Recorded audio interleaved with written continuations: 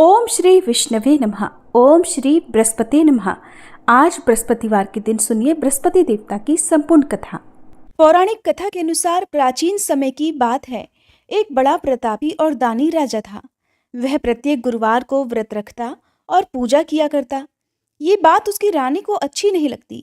न वह व्रत करती और न ही किसी को एक भी पैसा दान में देती, और राजा को भी ऐसा करने से मना किया करती। एक समय की बात है कि राजा शिकार खेलने वन को चले गए। घर पर रानी और दासी अकेली थी। उसी समय गुरु बृहस्पति साधु का रूप धारण कर राजा के दरवाजे पर भिक्षा मांगने गए। साधु ने रानी से भिक्षा मांगी, तब वह कहने लगी, हे साधु महाराज, मैं तो इस दान और पुण्य से तंग आ गई हूँ। आप कोई ऐसा उपाय बताइए जिससे ये सारा धन नष्ट हो जाए और मैं आराम से रह सकूं। तब साधु रूपी बृहस्पति देव कहने लगे, हे देवी, तुम बड़ी विचित्र हो। संतान और धन से भी कोई दुखी होता है। अगर तुम्हारे पास धन अधिक है तो इसे शुभ कार्यों में लगाओ, जिससे तुम्हारे दोनों लोग सुधरें। परंतु साधु की इन बातों से रानी खुश नहीं हुई। उसने कहा, महाराज, मुझे ऐसे धन की आवश्यकता नहीं जिसे मैं दान दूं और जिसको संभालने में ही मेरा सारा समय नष्ट हो जाए। साधु कहने लगे, अगर तुम्हारी ऐसी इच्छा है तो जैसा मैं तुम्हें बताता हूं तुम वैसा ही करना। बृहस्पतिवार के दिन तुम घर को गोबर से लीपना, अपने केशों को पीली मिट्टी से धोना, केशों को धोते समय स्नान करना, राजा से हजामत बनवाने को कहना, भोजन में मांस मदिरा खाना और कपड़ा धोबी के यहाँ धुलने डालना। इस प्रकार 7 बृहस्पतिवार करने से तुम्हारा समस्त धन नष्ट हो जाएगा। ऐसा कहकर साधु बने बृहस्पति देव अंतर्ध्यान हो गए। साधु के कहे अनुसार रानी को करते हुए केवल 3 बृहस्पतिवार ही बीते थे कि उसकी समस्त धन संपत्ति नष्ट हो गई। अब भोजन के लिए परिवार तरसने लगा। एक दिन राजा रानी से बोला, हे रानी, तुम यहीं रहो, मैं दूसरे देश को जाता हूँ, क्योंकि यहाँ पर मुझे सभी जानते हैं, इसलिए मैं कोई छोटा कार्य नहीं कर सकता। ऐसा कहकर राजा परदेश चला गया। वहाँ वह जंगल से लकड़ी काटकर लाता और शहर में बेचता। इसी तरह वह अपना जीवन बिताने लगा। इधर राजा के बिना रानी और दासी दुखी रहने लगी। एक समय जब रानी और दासी को 7 दिन बिना भोजन के रहना पड़ा, तब रानी ने अपनी दासी से कहा, हे दासी, पास ही के नगर में मेरी बहन रहती है। वह बड़ी धनवान है। तू उसके पास जा और कुछ लेकर आ, ताकि थोड़ा बहुत गुजर बसर हो जाए। दासी रानी की बहन के पास गई। उस दिन बृहस्पतिवार था। रानी की बहन उस समय बृहस्पतिवार की कथा सुन रही थी। दासी ने रानी की बहन को अपनी रानी का संदेश दिया, लेकिन रानी की बहन ने कोई उत्तर नहीं दिया। जब दासी को रानी की बहन से कोई उत्तर नहीं मिला तो वह बहुत दुखी हुई। उसे क्रोध भी आया। दासी ने वापस आकर रानी को सारी बात बताई। सुनकर रानी ने अपने भाग्य को कोसा। उधर रानी की बहन ने सोचा कि मेरी बहन की दासी आई थी, परंतु मैं उससे नहीं बोली, इससे वह बहुत दुखी हुई होगी। कथा सुनकर और पूजन समाप्त कर वह अपनी बहन के घर गई और कहने लगी, हे बहन, मैं बृहस्पतिवार का व्रत कर रही थी। तुम्हारी दासी गई, परंतु जब तक कथा होती है तब तक ना उठते हैं ना बोलते हैं, इसलिए मैं नहीं बोली। कहो दासी क्यों गई थी? तब रानी कहने लगी, बहन, हमारे घर अनाज नहीं था। ऐसा कहते कहते रानी की आंखें भर आईं। उसने दासियों समेत भूखा रहने की बात भी अपनी बहन को बताई। रानी की बहन बोली, बहन देखो, बृहस्पति देव भगवान सबकी मनोकामनाएं पूर्ण करते हैं। देखो, शायद तुम्हारे घर में अनाज रखा हो। ये सुनकर दासी घर के अंदर गई तो वहां उसे एक घड़ा अनाज का भरा मिल गया। उसे बड़ी हैरानी हुई, क्योंकि उसने तो एक एक बर्तन देख लिया था। उसने बाहर आकर रानी को बताया। दासी रानी से कहने लगी, हे रानी, जब हमको भोजन नहीं मिलता तो हम व्रत ही तो करते हैं, इसलिए क्यों ना इनसे व्रत और कथा की विधि पूछ ली जाए। हम भी व्रत किया करेंगे। दासी के कहने पर रानी ने अपनी बहन से बृहस्पतिवार व्रत के बारे में पूछा। उसकी बहन ने बताया, बृहस्पतिवार के व्रत में चने की दाल और मुनक्का से विष्णु भगवान का केले की जड़ में पूजन करें और दीपक जलाएं, पीला भोजन करें और कथा सुने। इससे बृहस्पति देव भगवान प्रसन्न होते हैं और मनोकामना पूर्ण करते हैं। व्रत और पूजन की विधि बताकर रानी की बहन अपने घर लौट आई। रानी और दासी दोनों ने निश्चय किया कि बृहस्पति देव भगवान का पूजन जरूर करेंगे। 7 रोज बाद जब बृहस्पतिवार आया तब उन्होंने व्रत रखा। घुड़साल में जाकर चना और गुड़ बीन लाई और उसकी दाल से केले की जड़ तथा विष्णु भगवान का पूजन किया। अब पीला भोजन कहाँ से आए? दोनों बड़ी दुखी हुई, परंतु उन्होंने व्रत किया था, इसलिए बृहस्पति देव भगवान प्रसन्न थे। एक साधारण व्यक्ति के रूप में वे 2 थालों में सुंदर पीला भोजन लेकर आए और दासी को देकर बोले, हे दासी, ये भोजन तुम्हारे और तुम्हारी रानी के लिए है, इसे तुम दोनों ग्रहण करना। दासी भोजन पाकर बहुत प्रसन्न हुई। उसने रानी को सारी बात बताई। उसके बाद से वे प्रत्येक बृहस्पतिवार को गुरु भगवान का व्रत और पूजन करने लगी। बृहस्पति भगवान की कृपा से उनके पास धन हो गया, परंतु रानी फिर पहले की तरह आलस करने लगी। तब दासी बोली, देखो रानी, तुम पहले भी इसी प्रकार आलस करती थी। तुम्हें धन रखने में कष्ट होता था, इसी कारण सभी धन नष्ट हो गया। अब बृहस्पति देव भगवान की कृपा से धन मिला है तो तुम्हें फिर आलस होता है। बड़ी मुसीबतों के बाद हमने ये धन पाया है, इसलिए हमें अब दान पुण्य करना चाहिए। अब तुम भूखे मनुष्यों को भोजन कराओ, प्याऊ लगवाओ, ब्राह्मणों को दान दो, कुआं, तालाब, बावड़ी आदि का निर्माण कराओ, मंदिर पाठशाला बनवाकर ज्ञान दान दो, कुंवारी कन्याओं का विवाह करवाओ, अर्थात धन को शुभ कार्यों में खर्च करो, जिससे तुम्हारे कुल का यश बढ़े तथा स्वर्ग प्राप्त हो और पितर प्रसन्न हो। तब दासी की बात मानकर रानी शुभ कर्म करने लगी, जिससे उसका यश फैलने लगा। एक दिन रानी और दासी आपस में विचार करने लगी कि न जाने राजा किस दशा में होंगे, उनकी कोई खोज खबर भी नहीं है। उन्होंने श्रद्धापूर्वक बृहस्पति भगवान से प्रार्थना की कि राजा जहां कहीं भी हो शीघ्र वापस आ जाएं। उधर राजा परदेश में बहुत दुखी रहने लगा।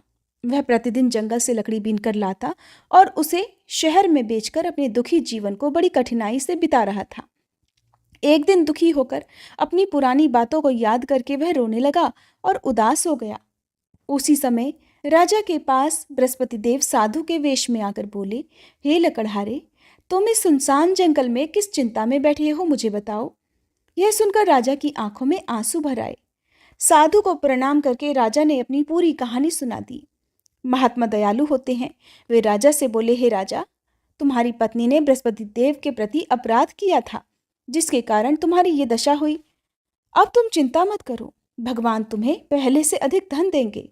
देखो, तुम्हारी पत्नी ने बृहस्पतिवार का व्रत प्रारंभ कर दिया है। अब तुम भी बृहस्पतिवार का व्रत करके चने की दाल और गुड़ जल के लोटे में डालकर केले का पूजन करो, फिर कथा कहो या सुनो। भगवान तुम्हारी सभी कामनाओं को पूर्ण करेंगे। साधु की बात सुनकर राजा बोला, हे प्रभु, लकड़ी बेचकर तो इतना पैसा भी नहीं मिलता जिससे भोजन के बाद में कुछ बचा सकूं, और मैंने रात में अपनी रानी को व्याकुल देखा है। मेरे पास कोई साधन नहीं जिससे उसका समाचार जान सकूं, फिर मैं कौन सी कहानी कहूं, ये भी मुझको नहीं पता। साधु महाराज कहने लगे, हे राजा, मन में बृहस्पति भगवान के पूजन व्रत का निश्चय करो, वे स्वयं तुम्हारे लिए कोई राह बना देंगे। बृहस्पतिवार के दिन तुम रोजाना की तरह लकड़ियां लेकर शहर में जाना। तुम्हें रोज से 2 गुना धन मिलेगा, जिससे तुम भलीभांति भोजन कर लोगे और बृहस्पति देव की पूजा का सामान भी आ जाएगा। जो तुमने बृहस्पतिवार की कहानी के बारे में पूछा है वह इस प्रकार है। प्राचीन काल में एक बहुत ही निर्धन ब्राह्मण था। उसके कोई संतान नहीं थी। वह नित्य पूजा पाठ करता, लेकिन उसकी स्त्री ना तो स्नान करती, ना किसी देवता का पूजन करती। इस कारण ब्राह्मण देवता बहुत दुखी रहते थे। फिर भगवान की कृपा से ब्राह्मण के यहाँ एक कन्या उत्पन्न हुई। वह कन्या बड़ी होने लगी। प्रातःकाल स्नान करके वह भगवान विष्णु का जप करती, बृहस्पतिवार का व्रत भी करने लगी। पूजा पाठ समाप्त कर पाठशाला जाती तो वह अपनी मुट्ठी में जौ भर के ले जाती और पाठशाला के मार्ग में डालती जाती। लौटते समय वही जौ स्वर्ण के हो जाते तो उनको बीनकर घर ले आती।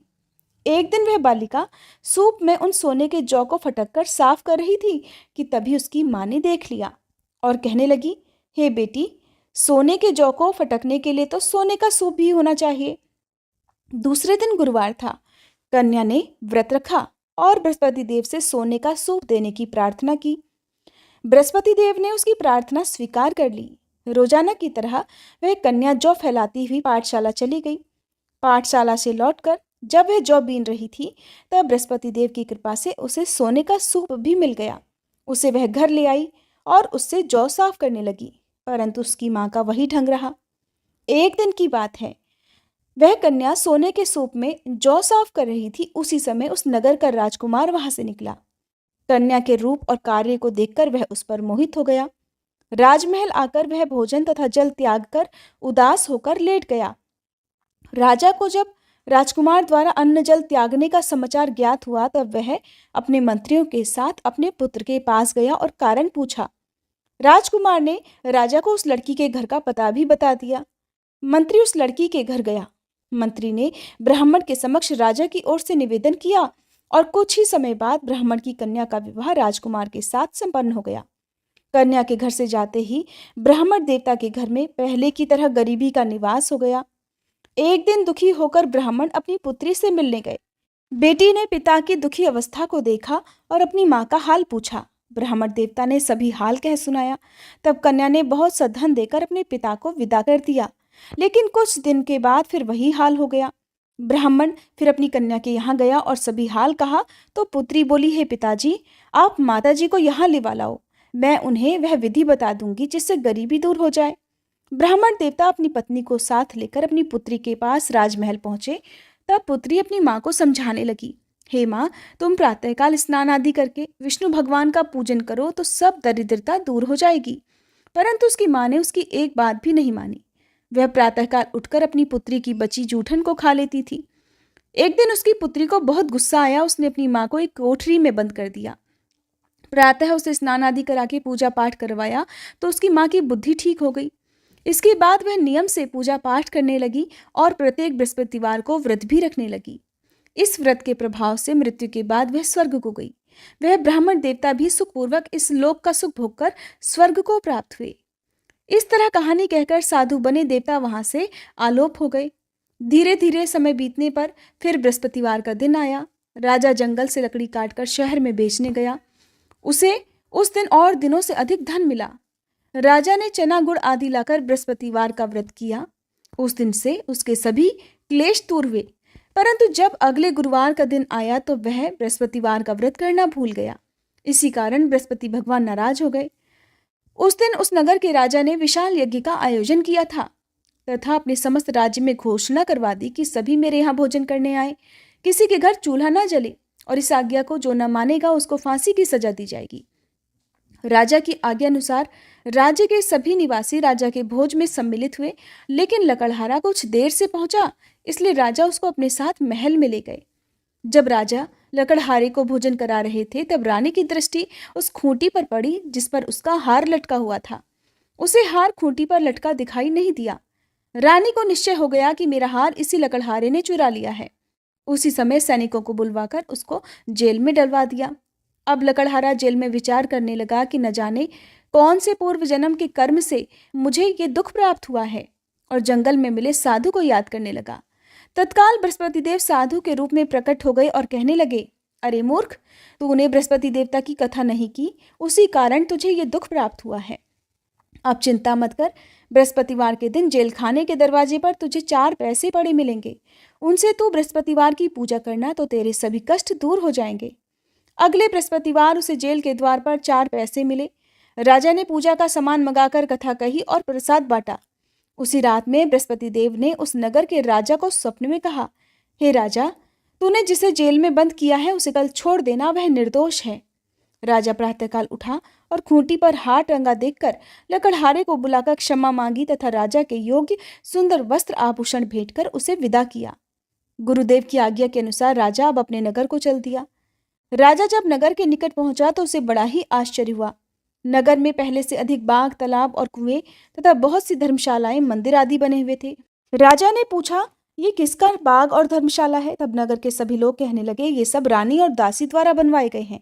राजा को आश्चर्य हुआ और गुस्सा भी आया कि उसकी अनुपस्थिति में रानी के पास धन कहाँ से आया होगा। उधर जब रानी ने ये खबर सुनी कि राजा आ रहे हैं तो उसने अपनी दासी से कहा, हे दासी, देख, राजा हमको कितनी बुरी हालत में छोड़ गए थे। वो हमारी ऐसी हालत देखकर लौट न जाएं, इसलिए तू दरवाजे पर खड़ी हो जा।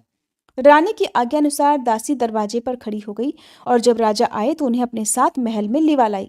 तब राजा ने क्रोध करके अपनी तलवार निकाली और पूछने लगा, बताओ ये धन तुम्हें कैसे प्राप्त हुआ? तब रानी ने सारी कथा कह सुनाई। राजा ने निश्चय किया कि मैं रोजाना दिन में 3 बार कहानी कहा करूंगा और रोज ही व्रत किया करूंगा। अब हर समय राजा के दुपट्टे में चने की दाल बंधी रहती तथा दिन में 3 बार कथा कहता। एक रोज राजा ने विचार किया कि चलो अपनी बहन के यहाँ हो आए। इस तरह निश्चय करके वह राजा घोड़े पर सवार होकर अपनी बहन के यहाँ चल दिया। मार्ग में उसने देखा कि कुछ आदमी एक मुर्दे को लिए जा रहे हैं। उन्हें रोककर राजा कहने लगा, अरे भाइयों, मेरी बृहस्पतिवार की कथा सुन लो। वे बोले, लो, हमारा तो आदमी मर गया है, इसको अपनी कथा की पड़ी है। परंतु कुछ आदमी बोले, अच्छा कहो, हम तुम्हारी कथा भी सुनेंगे। राजा ने दाल निकाली और अपनी कथा कहनी शुरू कर दी। जब कथा आधी हुई तो मुर्दा हिलने लगा। जब कथा समाप्त हुई तो राम राम करके वह मनुष्य खड़ा हो गया। राजा आगे बढ़ा। उसे चलते चलते शाम हो गई। आगे मार्ग में उसे एक किसान खेत में हल चलाता मिला। राजा ने उससे भी कथा सुनने का आग्रह किया, लेकिन वह नहीं माना। राजा आगे चल पड़ा। राजा के हटते ही बैल पछाड़ खाकर गिर गए और किसान के पेट में बहुत जोर से दर्द होने लगा। उसी समय किसान की माँ रोटी लेकर आई। उसने जब देखा तो अपने पुत्र से सब हाल पूछा। बेटे ने सभी हाल बता दिया। बुढ़िया दौड़ी दौड़ी उस घुड़सवार के पास पहुंची और उससे बोली, मैं तेरी कथा सुनूंगी, तू अपनी कथा मेरे खेत पर ही चलकर कहना। तब राजा ने लौटकर बुढ़िया के खेत पर जाकर कथा कही, जिसके सुनते ही बैल खड़े हो गए तथा किसान के पेट का दर्द भी बंद हो गया। अब राजा अपनी बहन के घर पहुंच गया। बहन ने भाई की खूब मेहमानी की। दूसरे रोज प्रातःकाल राजा जगा तो वह देखने लगा कि सब लोग भोजन कर रहे हैं। राजा ने अपनी बहन से पूछा कि ऐसा कोई मनुष्य है जिसने भोजन ना किया हो, जो मेरी बृहस्पतिवार की कथा सुन ले। तब बहन बोली, है भैया, ये देश ऐसा ही है। यहाँ लोग पहले भोजन करते हैं, बाद में कोई अन्य काम करते हैं। फिर वह एक कुम्हार के घर गई जिसका लड़का बीमार था। उसे मालूम हुआ कि उसके यहाँ 3 दिन से किसी ने भोजन नहीं किया है। रानी ने अपने भाई की कथा सुनने के लिए कुम्हार से कहा। तब वह तैयार हो गया। राजा ने जाकर बृहस्पतिवार की कथा कही, जिसको सुनकर उसका लड़का ठीक हो गया। अब तो राजा की प्रशंसा होने लगी। एक दिन राजा ने अपनी बहन से कहा, बहन, अब मैं अपने घर जाऊंगा, तुम भी तैयार हो जाओ। राजा की बहन ने अपनी सास से अपने भाई के साथ जाने की आज्ञा मांगी। सास बोली, हाँ चली जा, मगर अपने लड़के को मत लेकर जाना, क्योंकि तेरे भाई की कोई संतान नहीं होती है। बहन ने अपने भाई से कहा, हे भैया, मैं तो चलूंगी, मगर कोई बालक नहीं जाएगा। तब राजा कहने लगा कि जब बालक ही नहीं जाएंगे तब तुम भी चलकर क्या करोगी। और अपनी बहन को भी छोड़कर दुखी मन से राजा अपने नगर को लौट आया। राजा ने अपनी रानी से सारी कथा बताई और बिना भोजन किए वह शैया पर लेट गया। रानी बोली, हे प्रभु, बृहस्पति देव ने हमें सब कुछ दिया है, वे हमें संतान भी अवश्य देंगे। उसी रात बृहस्पति देव ने राजा को स्वप्न में कहा, हे राजा, उठ, सभी सोच त्याग दे, तेरी रानी गर्भ से है। राजा को यह जानकर बड़ी खुशी हुई। 9वें महीने रानी के गर्भ से एक सुंदर पुत्र पैदा हुआ। तब राजा बोला, हे रानी, स्त्री बिना भोजन के रह सकती है, परंतु बिना कहे नहीं रह सकती। जब मेरी बहन आए तब तुम मुझसे कुछ मत कहना। रानी ने हाँ कर दी। जब राजा की बहन ने यह शुभ समाचार सुना तो वह बहुत खुशी हुई और बधाई लेकर अपने भाई के यहाँ आई। रानी ने तब उसे आने का उलाहना दिया। जब भाई अपने साथ ला रहे थे तब तो टाल गई, उनके साथ नहीं आई और आज अपने आप ही भागी भागी बिना बुलाए आ गई। तब राजा की बहन बोली, भाई, मैं इस प्रकार न कहती तो तुम्हारे घर औलाद कैसे होती। बृहस्पति देव सभी कामनाएं पूर्ण करते हैं। जो सद्भावना पूर्वक बृहस्पतिवार का व्रत करता है और कथा पढ़ता है अथवा सुनता है और दूसरों को सुनाता है, बृहस्पति देव उसकी सभी मनोकामनाएं पूर्ण करते हैं, उसकी सदैव रक्षा करते हैं। जो संसार में सद्भावना से गुरुदेव का पूजन और व्रत सच्चे हृदय से करते हैं, उनकी सभी कामनाएं वैसे ही पूर्ण हो जाती हैं जैसी सच्ची भावना से रानी और राजा ने बृहस्पति देव की कथा का गुणगान किया तो उनकी सभी इच्छाएं बृहस्पति देव जी ने पूर्ण की। अनजाने में भी बृहस्पति देव की उपेक्षा ना करें, ऐसा करने से सुख शांति नष्ट हो जाती है। और कथा सुनने के बाद सभी को प्रसाद ग्रहण करके जाना चाहिए। हृदय से बृहस्पति देव का मनन करते हुए जयकारा बोलना चाहिए। प्रेम से बोलिए, बृहस्पति देवता की जय।